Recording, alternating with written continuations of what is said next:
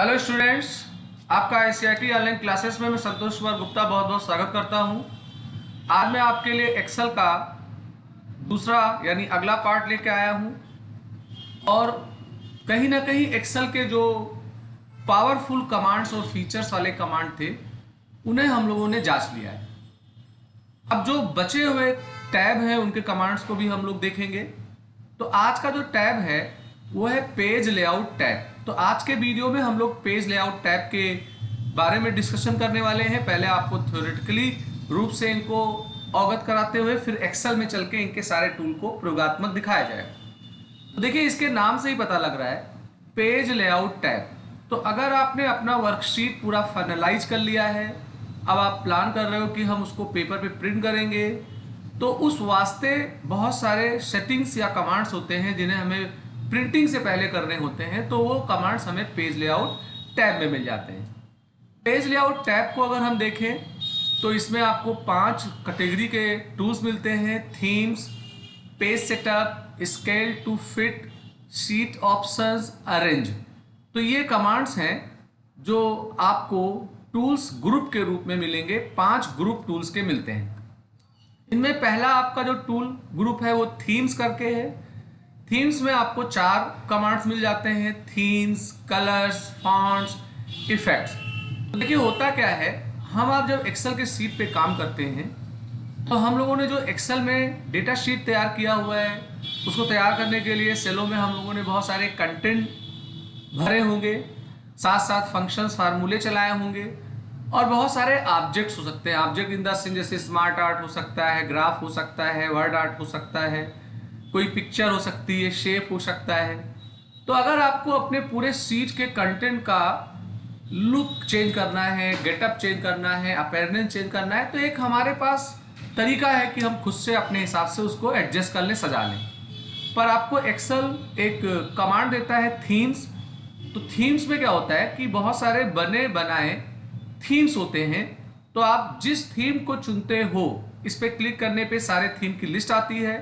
तो जिस थीम को सेलेक्ट करते हो वो थीम आपके एक्टिव सीट के आंकड़े के ऊपर अप्लीकेबल हो आता है। अब उसमें अगर आपने सेलों में कंटेंट लिख रखा है तो उसका रंग रूप बदलेगा, और अगर कोई ऑब्जेक्ट्स हैं जैसे स्मार्ट आर्ट, शेप या चार्ट, तो उनका भी ये ओवरऑल गेटअप बदलता है। इसमें आपके कंटेंट के कलर चेंज होंगे, इसमें आपके कंटेंट के राइटिंग के फॉन्ट बदल जाएंगे और उनके इफेक्ट जैसे ग्लो हो गया, रिफ्लेक्शन हो गया, ये सारे चीज़ें चेंज होती हैं। तो आप थीम से एक साथ इनको चेंज कर सकते हो, या आपको फैसिलिटी मिलती है कि आप अलग से केवल कलर ही बदलो, अलग से ही फॉन्ट ही बदलो और अलग से इफेक्ट बदलो। इस कमांड को अगर जांचना है तो जानबूझ करके कोई ऐसा डेटा शीट लेना चाहिए जिसमें कंटेंट के साथ साथ ऑब्जेक्ट भी हों। Object in the sense smart art, shape, graph, कोई इमेज, ये भी होगा तो इसका आपको प्रैक्टिकल यूज होते हुए दिखाई पड़ेगा। अगला जो हमारा कैटेगरी है ये पेज सेटअप करके है। ये हमारे पेज से रिलेटेड है। हम लोग जब प्रिंटिंग का प्लान कर रहे होते हैं तो हमें पेपर की साइज, मार्जिन वगैरह सेट करनी होती है। तो उस चीज़ से संबंधित जो कमांड्स हैं वो आपको इस टूल ग्रुप में दिखाई पड़ेंगे। तो पहला कमांड आपको मार्जिन्स मिलता है। मार्जिन्स आपको पता है कि अगर आप प्रिंट आउट करोगे तो पेपर के टॉप, बॉटम, लेफ्ट, राइट में जो हम स्पेसेस चाहते हैं कि छूट जाए, उसके लिए हम मार्जिन सेट करते हैं। इस पर क्लिक करने पे कुछ बने बनाए मार्जिन आते हैं, ऐसे नैरो या और भी आएंगे, और कस्टम मार्जिन भी मिलेगा। हम वहां जाके अपने हिसाब से मार्जिन सेट कर सकते हैं। ओरिएंटेशन माने दिशा होता है। बाय डिफॉल्ट आपके पेपर की साइज पोर्ट्रेट माने टाल होती है। अगर किसी कारण से आपको लैंडस्केप माने बेड़े में प्रिंट करना है अपने मैसेज को, तो हम यहाँ से ओरिएंटेशन सेट करते हैं। इस पर क्लिक करने पे 2 विकल्प आएगा आइकन के रूप में, एक पोर्ट्रेट का होगा, एक लैंडस्केप का होगा। तो जो आपकी जरूरत है वो आप लीजिए। बाय डिफॉल्ट पोर्ट्रेट होता है। साइज, हमारे पेपर के अलग अलग साइज होते हैं। A4 साइज भी आता है, A5 भी आता है, लीगल भी आता है, लेटर भी आता है, कस्टम में भी हम अपनी साइज बना सकते हैं। तो आप जो प्रिंटर पे पेपर लगाए हो उसकी क्या साइज होगी वो प्रॉपर हमें यहाँ से बताना होता है। बाय डिफॉल्ट इसकी साइज लेटर होती है। तो अगर साइज मिसमैच हो जाए, मिसमैच इन द सेंस जैसे आपने A4 का पेपर अपने प्रिंटर में लगाया है और यहाँ पे मान लेते हैं कि पेपर का साइज लेटर है या कोई दूसरा है, तो उस स्थिति में आपके डेटा जब प्रिंट होंगे तो प्रिंट के बाद देखोगे आप तो कुछ डेटा मिस हो सकते हैं आपके पेपर पे। तो इसलिए एक एग्जैक्ट साइज हमें यहाँ बताना होगा। A4 अगर हम यूज कर रहे हैं तो हमें A4 यहाँ भी बताना होगा। प्रिंट एरिया कमांड काफी बढ़िया कमांड है। इस पे क्लिक करने पे दो कमांड आते हैं, एक सेट प्रिंट एरिया और एक क्लियर प्रिंट एरिया आता है। तो अगर आपको प्रिंटिंग करना है और किसी एक विशेष एरिया का प्रिंट करना है तो आप चाहते हो कि उस एरिया का इंफॉर्मेशन हम अपने एक्सेल को दे दें कि जब भी मैं प्रिंट करूंगा तो इतना ही पोर्शन आप प्रिंट करना। तो उतने एरिया को सेलेक्ट करके हम प्रिंट एरिया में जाके सेट प्रिंट एरिया कर देते हैं, तो वो एरिया का एक आउटलाइन बन जाएगा, उसकी एक बाउंड्री बन जाएगी और जब भी इन फ्यूचर आप प्रिंट कमांड चलाओगे तो उतने ही आंकड़े आपको पेपर पे मिलेंगे। और अगर उसे हटाना हुआ तो इसमें क्लियर प्रिंट एरिया होगा, आप उसे चला लीजिए। ब्रेक कमांड का भी काफी प्रभाव यूज है, ये भी प्रतिभाशाली कमांड है। इसका प्रयोग ये होता है कि आप जब एक्सेल पे काम करते हैं तो हमारे जो भी डेटा है वो डेटा 6, 7, 10, 15 पेज के हो सकते हैं। तो जब हम प्रिंट निकालते हैं तो एक पेज पे जितना भी कॉलम या रो आ सकता है वो आएगा, बाकी अगले पे चला जाएगा। ये डिफॉल्ट सेटिंग होती है। पर अगर आप प्लान कर रहे हो कि हमारा पहले पेज पे केवल 12 रो ही आएगा या 15 रो ही आएगा, तो आप मैनुअल पेज ब्रेक करना चाहते हो तो उस स्थिति में हम लोग ब्रेक कमांड का इस्तेमाल करेंगे। मैं अभी इसका प्रयोगात्मक यूज करके दिखाऊंगा। बैकग्राउंड, अगर आप प्लान कर रहे हो कि हम अपने शीट के बैक साइड पे कोई इमेज लगा दे, ग्राफिक लगा दे, तो इस पे क्लिक करिए। आप जो ग्राफिक्स सेलेक्ट करोगे वो आपके शीट के कंटेंट के बैक साइड पे लग जाएगा और यहीं पे ही आपको डिलीट बैकग्राउंड का ऑप्शन मिलेगा, आप उसे इन फ्यूचर हटा सकते हो। प्रिंट टाइटल में हम अपने शीट का एक टाइटल दे सकते हैं, तो इतने कमांड इसमें मिलते हैं। फिर अगला आता है scale to fit. Scale to fit काफी बढ़िया कमांड होता है। कभी कभी क्या होता है कि हम लोग एक्सेल के शीट पे डेटा ज्यादा लिख लेते हैं, अब अगर उसे प्रिंट कर रहे हैं तो हो सकता है वो एक पेज पे ना आ रहा हो। तो अगर आप चाहते हो कि ऐसा कुछ हो कि वो एक पेज पे ही आ जाए तो उसकी हम स्केलिंग चेंज कर सकते हैं। स्केलिंग को रिड्यूस किया सकता है, या डेटा कम है आप चाहते हो कि वो पूरे पेज पे आए फिट होके, तो हम उसके स्केलिंग को लार्ज भी कर लेते हैं। तो आप स्केल विड्थ और हाइट के बिहाफ पे भी कर सकते हो, या आपको जूम के आधार पे भी स्केलिंग मिलता है, इससे भी आप स्केलिंग कर सकते हैं। अगला जो ग्रुप है टूल का वो शीट ऑप्शंस करके है। इसमें ग्रिड लाइन के लिए दो ऑप्शन है, हेडिंग के लिए दो ऑप्शन है, ये ऑन होंगे या ऑफ होंगे। तो अगर आप देखो तो ग्रिड लाइन में बाय डिफॉल्ट व्यू ऑन है, इसलिए आपको रोज और कॉलम वाले ग्रिड दिखते हैं। अगर आप इन्हें ऑफ कर दोगे तो वो आपको शीट पे नहीं दिखेगा, स्क्रीन पे। और अगर आप देखो तो ये ऑफ है, तो यानी हम प्रिंट करते हैं तो वो ग्रिड हमारे पेपर पे नहीं आता है। अगर ऑन कर देंगे तो आएगा। हेडिंग्स में व्यू ऑन है, तो जो कॉलम के हेडिंग होते हैं ABCD, जो रो के हेडिंग होते हैं 1 2 3, वो दिखाई पड़ता है। ऑफ कर दोगे तो नहीं आएगा। यहाँ प्रिंट में ऑफ है, तो प्रिंट करने पे वो हेडिंग नहीं आते हैं रो कॉलम वाले, ऑन कर देंगे तो आने लगेंगे। तो ये इसका यूज है। अब जो लास्ट आपको टूल का ग्रुप मिलता है वो अरेंज करके है। अरेंज में बहुत सारे कमांड्स हैं, पर ये जो अरेंज के कमांड्स हैं इनके लिए मस्ट है कि हमारे शीट पे ऑब्जेक्ट हो। ऑब्जेक्ट इन द सेंस वो कोई शेप हो सकता है, स्मार्ट आर्ट हो सकता है, इमेज हो सकता है, ग्राफ हो सकता है, माने जो सेल के अंदर ना फिट हो उसे हम लोग ऑब्जेक्ट बोलते हैं। तो इनके लिए ऑब्जेक्ट की जरूरत है। इस अरेंज में हम ये कर सकते हैं ब्रिंग फॉरवर्ड, माने अगर एक इमेज के ऊपर कोई दूसरा इमेज है तो पीछे वाले को आगे कर सकते हैं, इससे पीछे कर सकते हैं। सिलेक्शन पेन ऑन करने से साइड में एक पेन बॉक्स आता है और जितने भी ऑब्जेक्ट हैं वो दिखेंगे। वहां से किसी ऑब्जेक्ट को चुनोगे तो वो ऑब्जेक्ट शीट पे सेलेक्ट हो जाएगा। अलाइनमेंट में हम अपने ऑब्जेक्ट का अलाइनमेंट दे सकते हैं। ग्रुप में होता है कि अगर कई अलग अलग ऑब्जेक्ट हैं तो उनको एक ग्रुप में किया जा सकता है। ऐसे आप इसको देखिए, यहाँ मेरा फोटो लगा हुआ है, यहाँ ICIT ऑनलाइन क्लासेस है और ये सब्सक्राइब का एक ऑब्जेक्ट है। तो ये 3 ऑब्जेक्ट अलग अलग हैं। तो मैं चाहता था कि मैं इनको अगर सेलेक्ट करूं तो तीनों सेलेक्ट हो जाएं, अगर मैं इन्हें मूव करूं तो तीनों साथ में मूव हों। तो मैंने इसका एक ग्रुप बना दिया। तो अब मैं साइज कम करूंगा तो सबका होगा, ज़्यादा करूंगा तो सबका होगा, मूव करूंगा तो सबका होगा। ये इंडिविजुअल नहीं। और इसे ही अनग्रुप भी किया जा सकता है। रोटेट में आप ऑब्जेक्ट के एंगल को चेंज कर सकते हैं। तो इतने कमांड हमें मिल जाते हैं पेज लेआउट में।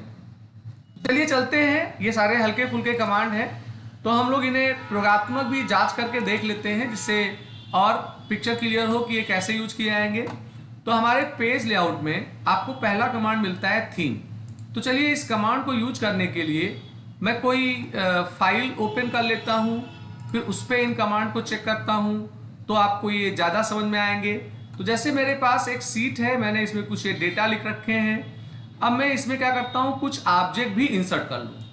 तो मैं इंसर्ट में गया और इंसर्ट में जाने के बाद में जैसे मैं कोई बना लेता हूँ, चार्ट भी बनाया जा सकता है, या इलस्ट्रेशन में मैं जाता हूँ, शेप में चला आता हूँ। तो शेप में मैं कोई शेप बना लेता हूँ, तो देखिए शेप बन गया।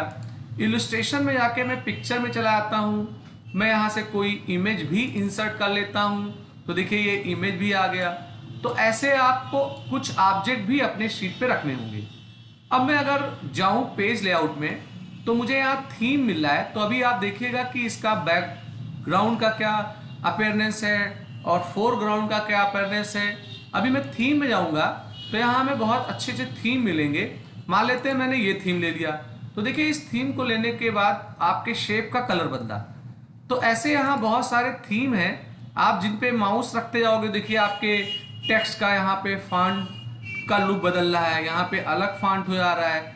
तो कलर हो गया, फॉन्ट हो गया और इफेक्ट्स, वो ऑटोमेटिकली आपके शीट के सारे कंटेंट के चेंज होंगे।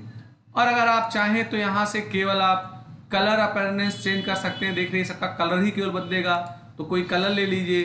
फॉन्ट्स में हमें बहुत सारे फॉन्ट्स मिलते हैं, उन फॉन्ट को मैं कंप्लीट शीट पे लागू कर सकता हूँ। आपको इफेक्ट मिलेगा, तो इफेक्ट में आपको बहुत सारे इफेक्ट हैं। अगर आप अपने शेफ को देखें तो उसका थोड़ा लुक अपीयरेंस इफेक्ट के बिहाफ पे चेंज हो रहा है, तो ये हम यहाँ से कर सकते हैं। मार्जिन, मार्जिन का मतलब हम प्रिंट आउट का प्लान कर रहे हैं, तो हमारे पेपर के टॉप पे, बॉटम पे, लेफ्ट पे, राइट पे, हेडर और फुटर में कितना स्पेस हो ये सेट किया जाएगा। तो यहाँ कुछ बने बने कस्टम सेटिंग है, जैसे नॉर्मल आपको मिलेगा, वाइड मिलेगा, नैरो लेगा। तो मान लो आपने नैरो ले लिया, तो इसमें निर्धारित है कि टॉप की यूनिट क्या होगी, बॉटम की और लेफ्ट राइट की क्या होगी।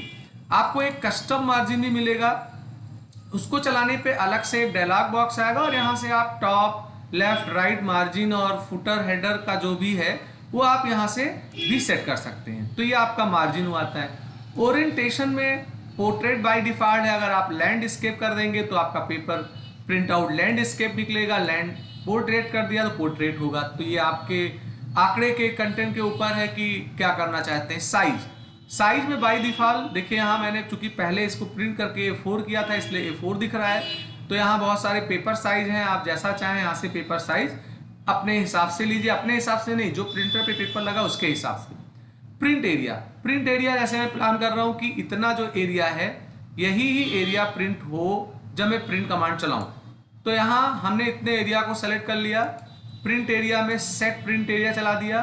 तो अगर आप देखो तो इसके ऊपर एक आउटलाइन देखिए यहाँ बन गया, यानी कि ये एक प्रिंट एरिया हमारे एक्सेल में निर्धारित हो गया।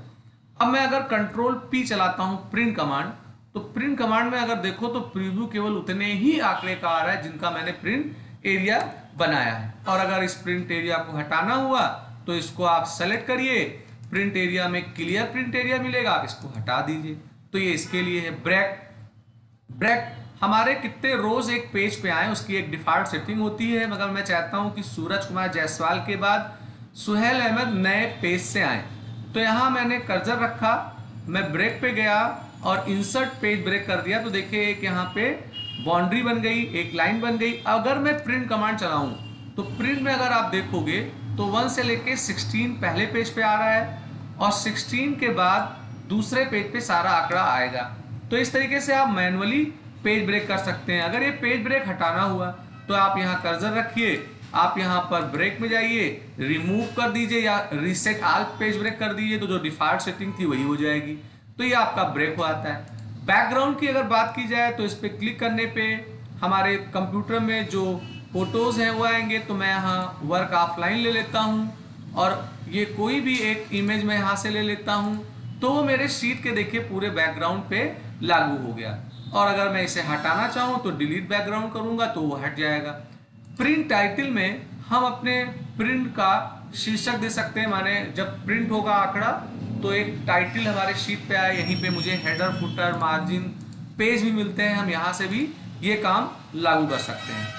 अब अगला आता है स्केलिंग। स्केलिंग जैसे मैं इसको प्रिंट कर रहा हूँ तो मैंने यहाँ विड्थ में ले लिया 2 पेज। तो इसका मतलब ये हुआ कि जब मैं अपने आंकड़े को प्रिंट करूँगा तो ये विड्थ में 2 पेज निकालेगा, और अगर आप ऑटोमेटिक रखेंगे तो ये डिफ़ॉल्ट करेगा।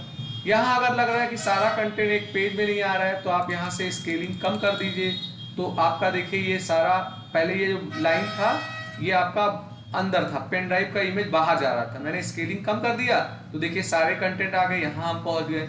तो आप श्रिंक करके या इनलार्ज करके अपने आंकड़े को फिट कर सकते हो एक पेज पे। यहाँ व्यू ऑन है ग्रीन लाइन में, तो देखिए ग्रीन लाइन दिख रहा था, मैंने ऑफ कर दिया तो नहीं दिख रहा है।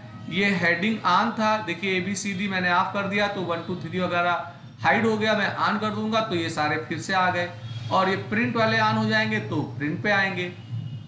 अब देखिए यहाँ पर मैंने 2 इमेज रख रखा है, तो अगर आप देखो तो पेन ड्राइव हमारा जो है वो इस सर्किल के फ्रंट पे आ रहा है। तो मैं चाहता हूँ कि पेन ड्राइव सर्किल के बिहाइंड चला जाए, तो सेंड बैकवर्ड कर दूंगा तो देखिए पेन ड्राइव पीछे चला गया और सर्किल आगे आ गया। और अगर मैं फॉरवर्ड पे जाऊंगा तो फिर वो आगे आ जाएगा। ये इसके लिए यूज कर सकते हैं।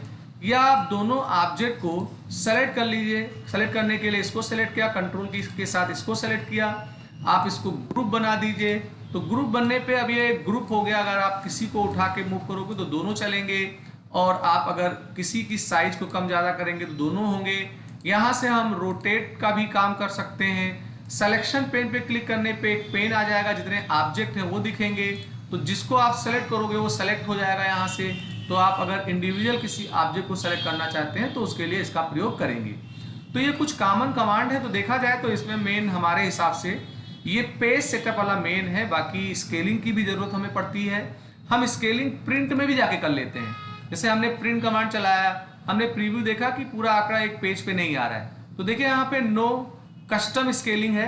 आप क्लिक करके यहाँ से ले लीजिए फिट ऑल कॉलम्स 1 पेज। तो इससे क्या होगा कि जितने भी कॉलम होंगे वो एक ही पेज पे आ गए। देखिए पेन ड्राइव वगैरह का इमेज भी आ गया। तो हम यहाँ से भी स्केलिंग का काम कर सकते हैं। तो ये मेरा एक वीडियो था। इस वीडियो में मैंने आपको पेज लेआउट्स के जो टूल्स थे उनको प्रयोगात्मक जांच करके दिखाया। मैं उम्मीद करता हूं कि मेरा वीडियो आपको अच्छा लगा होगा।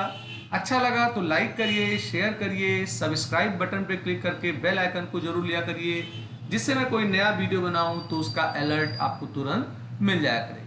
तो आज का वीडियो मैं यहीं समाप्त करता हूं। जल्दी मैं आपके लिए नेक्स्ट वीडियो लेके आऊँगा। आपका दिन शुभ हो।